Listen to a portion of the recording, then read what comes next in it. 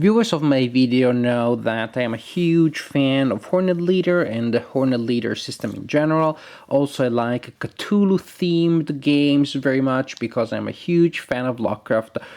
I was overjoyed when I learned that there was an expansion of Hornet Leader that was called the Cthulhu Conflict. Relia is emerging. It's coming out. We know it's happening. We know that Cthulhu's slumber is going to end at some point. The conflict is going to start. We should stop pretending that this is a thing of the 20s. This is not a thing of the past. It's coming. And I think it's great now that we have a game that allows us to train ourselves, if nothing else psychologically, to get ready for the conflict that will come when Cthulhu comes back. Hornet Leader, the Cthulhu conflict, a combination of two of my favorite things, Hornet Leader and Cthulhu. You will command your aircraft and you will send them to bomb the heck out of Lovecraftian horrors. I can't imagine anything better. I really love this expansion. It is an expansion, not a standalone game. You need to own another game in the system. Also, because I already covered the system in other videos of mine, I'm not going to explain the basics of Hornet Leader, but I'm going to tell you about the new things that the Cthulhu conflict adds to the system and the things that you find in this beautiful box. The art in this expansion here is just excellent. It's just fantastic. We have an empty box. No, not really. It's just that I already took out everything that was in there. In this game, you go against the Cthulhian horrors, the Lovecraftian horrors that emerged from Relia. No surprise that you have a campaign sheet that is indeed about Relia. How good is that? How fun is that? But then you will see that horrors of Lovecraftian nature will emerge all over the planet, and you have to deal with them. So you have 4 campaign sheets here. Hawaiian Islands, Mediterranean. Look, the scenarios I got to bomb my hometown. How fun is that? And then you have the East Coast. 4 scenarios. The mandatory player log that you will never use because you're a serious player, so you will print copies from the internet, you will make photocopies. I actually simply just take a big notebook and I write my own grid, and that's how I do it. We have events, Cthulhu-inspired events, some really strange, as it really should be. Cthulhu, in general, the Cthulhu myth makes things non-linear, non-Euclidean, things that defy our logic, our ability to connect the dots. And this game tries to capture this, and the feel of the game is really incredible because you are a pioneer, well, not a pioneer, a paladin of science, technology. You're driving these awesome aircraft. You are using technology against something that cannot be comprehended, which is the true quintessence of madness. For example, this event here captures that very well. This card applies for any event card draw. Apply the following changes to the next mission you resolve. When a pilot with insanity 0 moves, roll a d20 plus 5 to determine which area it moves to. I'll get to that. When a pilot with insanity 2 or 3 moves, you can move into any area. So the space around the mission now is non-Euclidean. People can jump around in space. They can't figure out how to go where they want to go. They move around randomly, unless they have a good level of insanity. Yes, if you know Lovecraft, you know that being insane, a certain degree of insanity, is not all that bad. Actually, it's necessary to really get an appreciation of the Cthulhu mystery. The problem here, precisely like in Lovecraft, is that you have to keep a balance. As your pilots get exposed to Lovecraftian horrors, they gain insanity. A little bit of it allows them to gain experience and to exploit effects such as this one. Too much gets them out of the game forever, as it well should. What a fantastic game of rendering a Lovecraftian idea in game terms that are very thematic and play well. Bandits and sites of Lovecraftian origin, monoliths, citadels, Dells, hunt and horrors, all sort of monsters that work more or less like the monsters in the previous expansions, but they're just thematically, the Byaki, thematically very rich, very cool. Bombing the stuff is just more fun. I find that bombing soldiers of some non-specified enemy nation.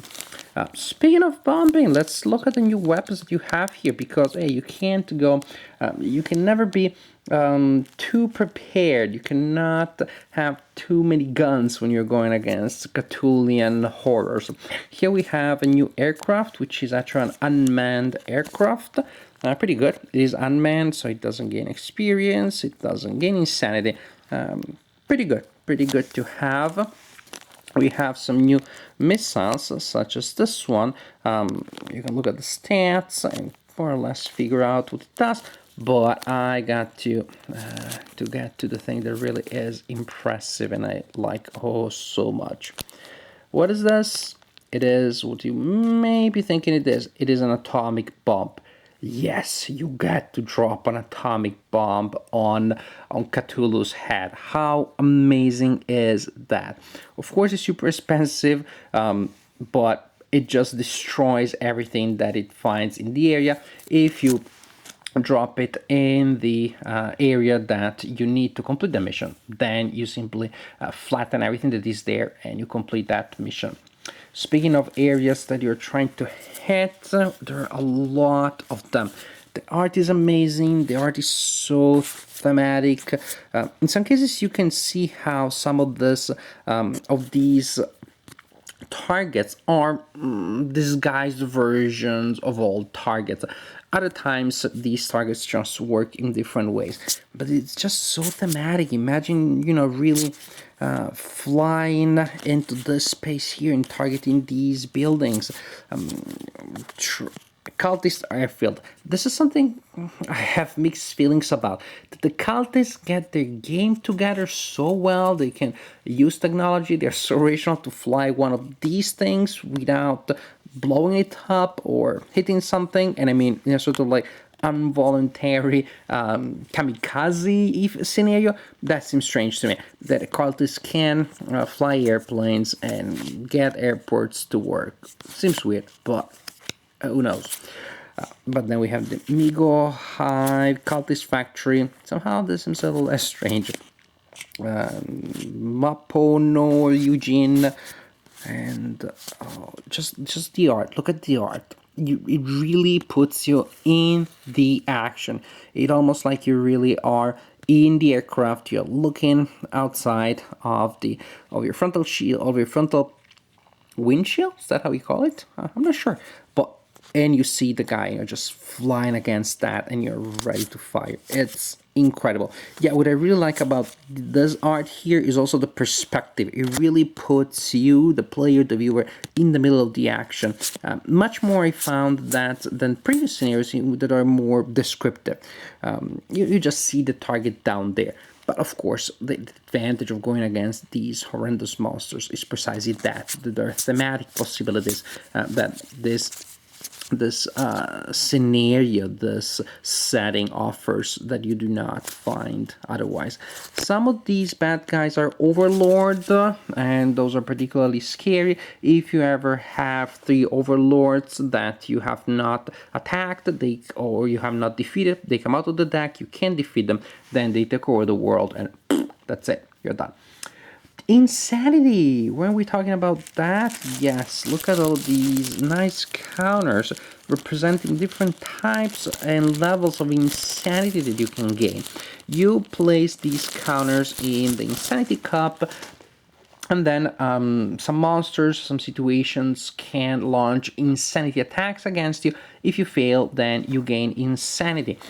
You draw an insanity marker from the cup, and that tells you the type of insanity that you are gaining. Whichever is the type, you always start at level 1.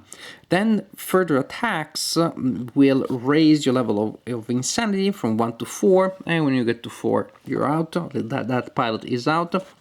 But once you get a certain type of insanity, then it stays the same. Acrophobia doesn't turn into agatiophobia or ballistophobia when it gets to level 2. But what is really cool is that indeed these types of insanity will have different effects. Again, it really is thematic. You have these advantages because your pilots can function very well. Imagine having ballistophobia, somebody who is afraid of missiles or bullets. That seems like the right pilot to send on a military mission. Demonophobia, a guy who has demonophobia. It sounds like the right person to send against Cthulhu. But it's fun. It's fun because actually it does customize your pilots. You do get the sense that the pilots are even more different from one another. The entire game takes on an RPG quality that is already pretty strong in the base game. It really becomes stronger here when your pilots start getting crazy, but all of them get crazy in different ways. Talking about madness and weird stuff, there is a degree of chaos in this game which is higher than what you find in a standard game.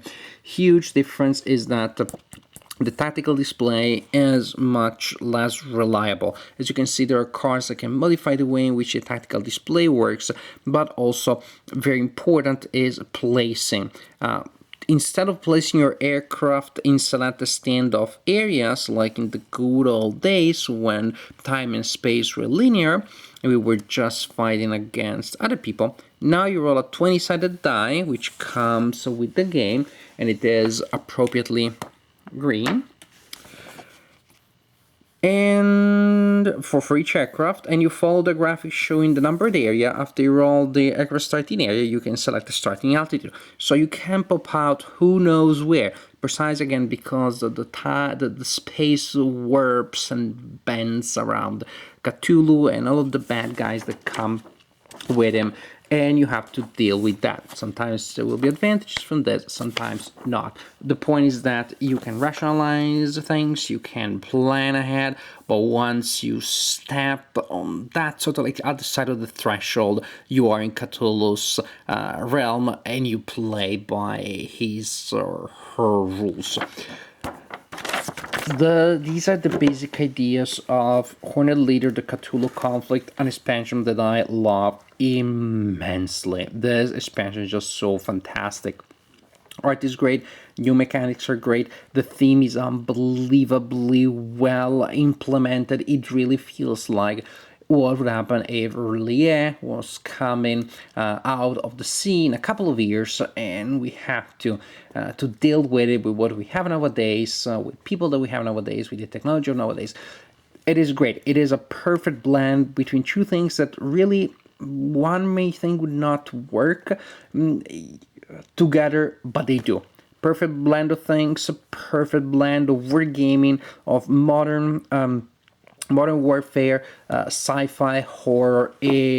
Everything goes together wonderfully. Not too many rules, but enough to really spice things up, enough really to rejuvenate the game. If you start getting a little bored by the original game because you played it a million times, this is going to make things very different from what they were before, and it is going actually to make things very different from game to game because of the random elements that are added. This may frustrate some players, but I just actually think that the added level of chaos that you have here is a bonus because it adds replayability, it adds fun, and it just is perfect with the theme. Hornet Leader, the Cthulhu Conflict. I am very enthusiastic about this expansion. I simply love it. It is definitely going to be in my video about the best games that I played in 2013. I'm gonna cheat a little bit because I played it early 2014, but hey, you're not gonna sue me for that, I hope. Whenever I get to finally find the time to make that video, the Cthulhu Conflict will be in it, and it will be in a pretty high position. Get it. If you had the original game Hornet Leader, you definitely should get it. Even if you don't have the original game, you may consider getting it just to play this one. The Cthulhu theme is a very popular one that's very successful. It may attract new people into the Hornet Leader. I can see how players can start playing the game just to try this theme, and then they like the system, and they will also play games in the system, the games that have more of an historical base. That's great. If Cthulhu becomes the bait for new players to get into wargaming, solitaire wargaming, all the better. To me, this is a great expansion. I could not recommend more.